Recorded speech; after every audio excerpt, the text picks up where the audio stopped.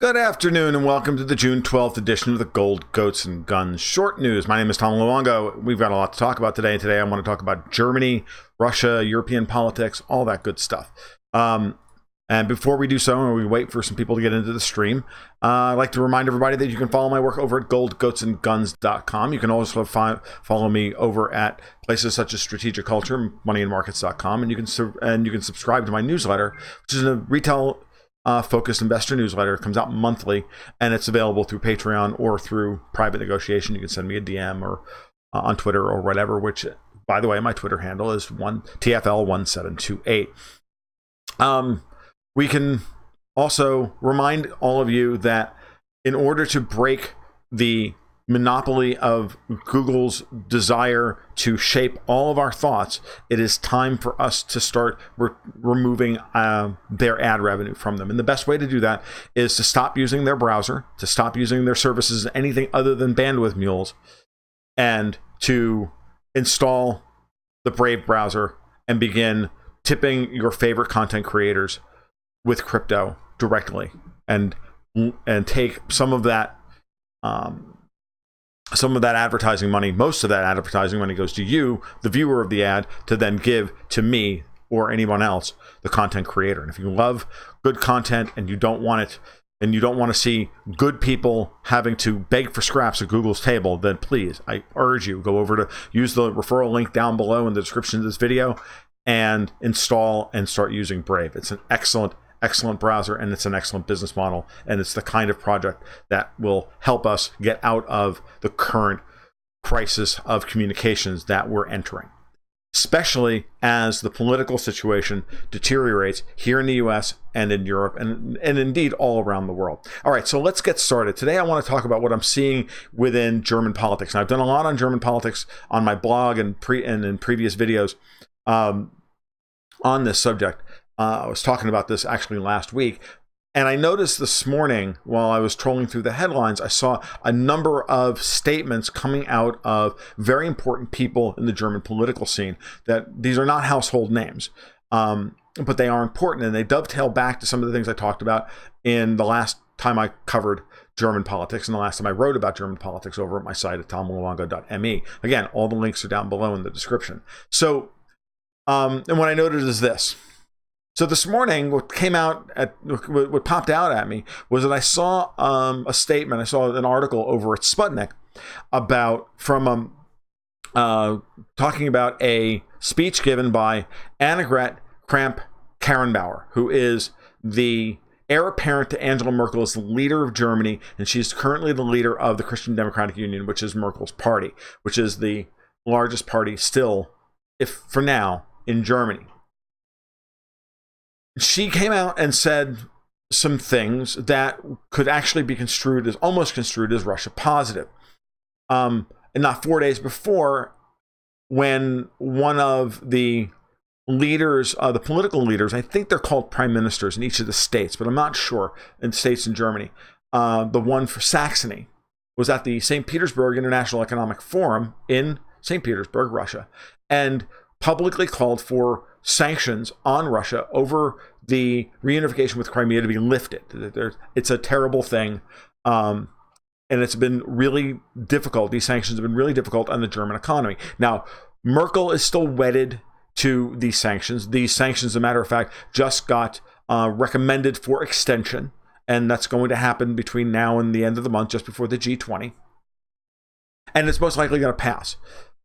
For probably, if not for 6 months, then a year. The interesting part will be whether the council approves them for a full year or not. At times, the European Union has only extended them for 6 months.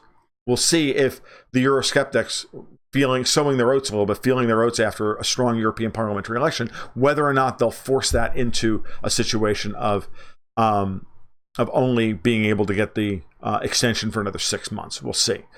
But the Russian sanctions have really done a disservice to the German economy, which is, by the way, as I've written about previously and talked about previously, in real trouble. Germany's economy is on the verge of official recession, which means that it's probably already in contraction, and the way they heuristically manipulate the numbers to get what they want and spend extra money in GDP in order to, massage the spending. Because remember, GDP is nothing but more than gross national spending. The truth of the matter is that the German economy's not good and is going to get worse before it gets better. And nothing Donald Trump is doing is helping Germany, and nothing Germany political leaders like Karrenbauer and like Merkel are doing anything to help Germany at this point in time. And one of the ways that they could help Germany would be to lift sanctions on Russia and allow for open trade between Germany and Russia again for the first time since 2014. That would be the biggest rebuke, kind of the biggest two fingers up, because I'm trying not to curse, to Donald Trump that there could possibly be. And who, by the way, came out today and threatened even more sanctions on the Nord Stream 2 pipeline while he was speaking with the president of Poland and making noise about adding even more troops into Poland and opening up Fort Trump and all of this silly stuff, because the Poles know one way to get the Trump's heart, and that's flattery. But what's important about the Prime Minister of Saxony saying this publicly is it put Karrenbauer on the defensive and forced her to say, to parrot Merkel's line that as long as Russia's behavior doesn't change, then there will be no change in economic policy, meaning that the Minsk Accords have to be honored in Ukraine, and all these other stipulations that have to be that Merkel has publicly placed on as roadblocks to the sanctions being lifted. Now, part of that is that Merkel needs a way to politically save face after having gutted much of Germany's exports to Russia. Okay, it's very important. It's really caused her problems in Bavaria. What's interesting is that it's not only Saxony's leader said this, but also Thuringia's. And the reason why those two are important is because both of them go to the polls in statewide elections this fall. Saxony in the beginning of September, Thuringia at the end of October, and both of whom, if not voted for in the case of Saxony, or nearly voted for AfD, Alternative for Germany, the anti-Merkel party, the party that is vocally wants to lift sanctions on Russia and vocally wants changes, has gotten changes and forced changes to Merkel's ruinous immigration policy. So the CDU leadership in both of those states are now really feeling the political heat and know that in 3 months' time, 3-4 months, they could be looking at losing power and losing those states to Alternative for Germany, who's polling in the high 20s. And it's not even close. In the case of something like Saxony, it's not even close. AfD is going to win in Saxony. Okay, they're going to win political leadership in Saxony, along with their representation in the Bundestag, and along with their representation now in the European Parliament. So while they're not the dominant political force in Germany, and while they still have a lot to learn from a leadership perspective and from as a party organizational perspective, they have a stronghold in Eastern Germany, in what is the old East Germany. And that could really make itself felt this fall. So we can see the pressure amping up on all of these political leaders across Germany and forcing Karrenbauer to come out and parrot the party line. And but it's not just those two guys. I've seen multiple statements from Merkel's own foreign minister, Heiko Maas, saying that normalization of relations with Russia need to occur. So again, when you put it all together, it's not that Merkel's against rapprochement with Russia. It's not that she's against normalization of the relationship, and neither is Karrenbauer, because she knows what's good for her. It's the politics of the situation and how the U.S. is going to react, and frankly, how the U.K. is going to react, and everything else. Moreover, I saw this morning on Sputnik that France's Emmanuel Macron never misses an opportunity to drive a wedge and drive Merkel down while advancing himself, saying he's going to have a series of high-level meetings with Putin about very important issues, puffing himself up and needling Merkel as the de facto leader of Europe as to why relations with Russia haven't been normalized. So it's almost like Macron is now starting to talk the same, is taking the opportunity to virtue signal that he's willing to put those things on the table vis-a-vis Russia in order to stick the screws to Merkel, because he wants to be the de facto leader of the EU. So there's a lot happening here, and there's a lot of smoke, and there's a lot of, but nothing has really changed. But that the fact that all of this is coming out of the German political arena, and how it's happening, how it's coming from pressure from parties that are in opposition to the current status quo. Because you see, Macron is using this statement as a means by which to advance the idea of the European army, and to break and to separate, and he said this actually directly, to separate European security from NATO. Those two things need to be separated. Now, obviously, because the EU wants its own army to clamp down on opposition to its rule within Europe, because there's no honest threat from Russia. The United States is absolutely looking to put THAAD missile systems on the Russian-Polish border, okay, and to pressure Russia in every way into capitulation. The crazies in Washington will not, in any way, manner, shape, or form, capitulate, will not stop this until they're stopped. They will not stop escalating the behavior until they are stopped. And at some point, Putin is going to have to lay the law down and put the fear of God into these people. And I think that when I stop to think about it, and I don't have full thoughts on this, but I still believe at a certain level that the fear of God will happen in Syria. But I had to think about that a little more. This is not a fully formed thought. This is just something that popped into my head literally as I was talking about this. So think about what's happening here. The United States, the UK, and Canada are arming and training Ukrainian armed forces to NATO's standard. Okay. Don't think in any way, manner, shape, or form that Ukraine, Western Ukraine, non-Donbass Ukraine, non-Crimean Ukraine, is going to be anything other than a US NATO satellite going forward. Zelensky's not going to be able to stop it, even if he wanted to, which I don't think he does, the new president of Ukraine.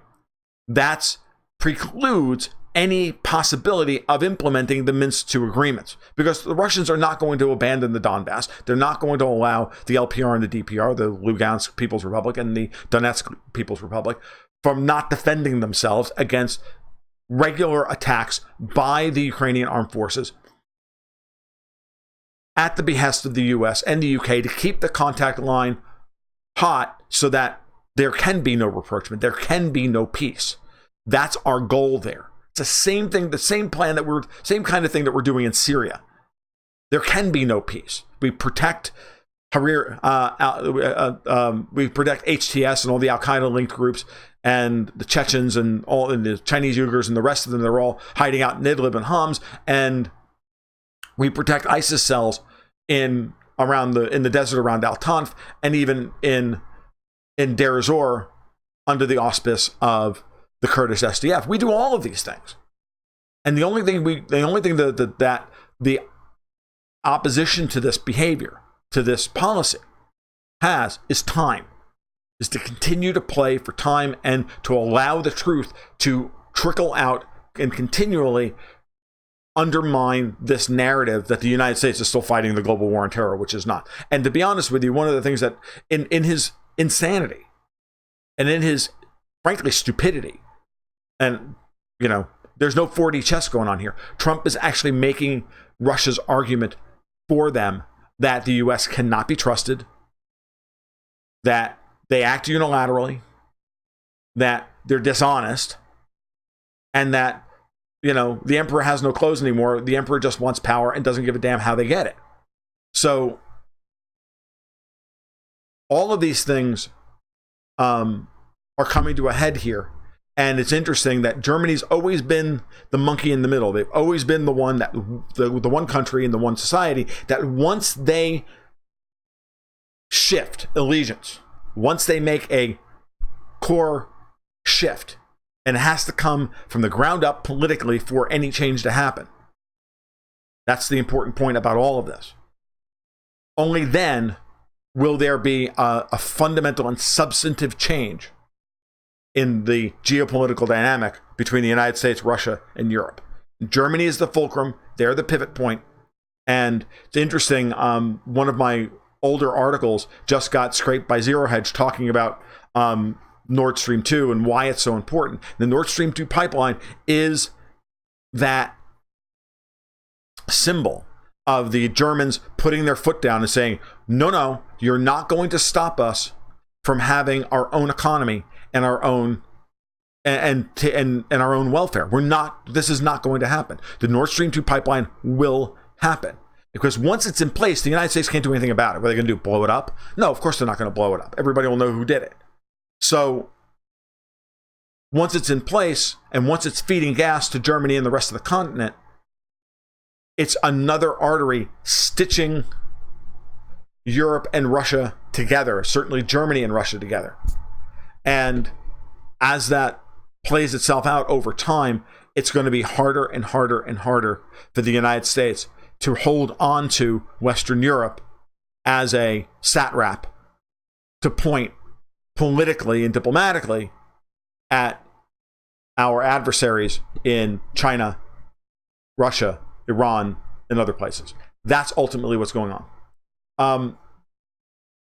So just wanted to throw a lot of that out there today. I want to get my thoughts clear about this, and I want you to understand what I'm seeing happening.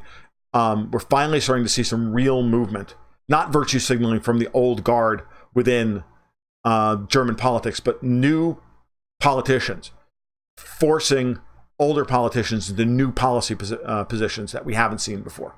So I note in the comments that that people are giving me other potential conflict points where Putin could strike back and put the fear of God into the United States. And one would be Serbia and Kosovo, obviously, and the other one might be Moldova.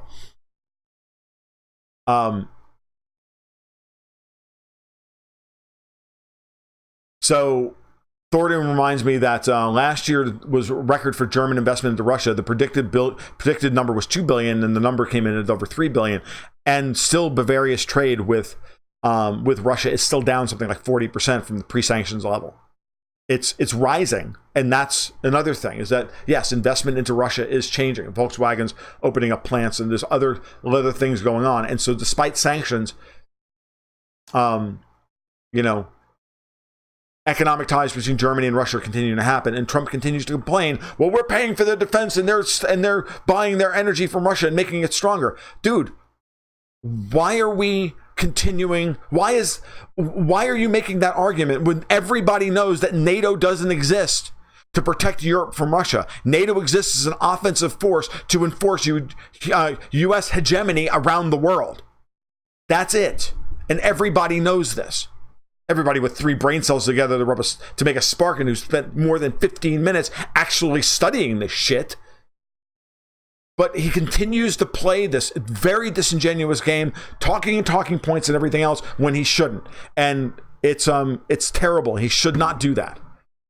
If he wants to be taken seriously as a statesman, he has to stop doing that and stop playing political games and start getting down to brass tacks.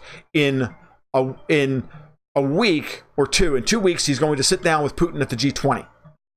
And when that happens, he's going to get read the riot act from Putin about the way he's been acting and about the way his foreign policy wonks have been acting and everything else. And so understand that it's going to be a very interesting time. I think that meeting might wind up being the most pivotal point in all of this, because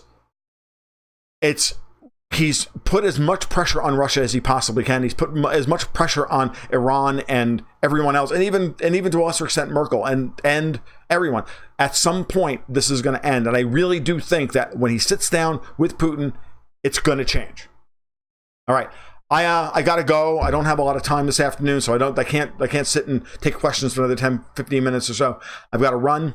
I've got a lot of work to do before I leave for the evening. So you guys take care. We'll talk soon. If you like what you heard today, please give a like and subscribe down below. There's links. There's donation links in crypto or via Brave or PayPal or whatever. Please, I always could use the help. So be well. We'll talk soon. It's Wednesday. I might do this again tomorrow. We'll see. Probably not tomorrow. Most likely I'll be back for Friday night, 8:30 for the big show. So you guys take care. Be well. Keep your stick on the ice.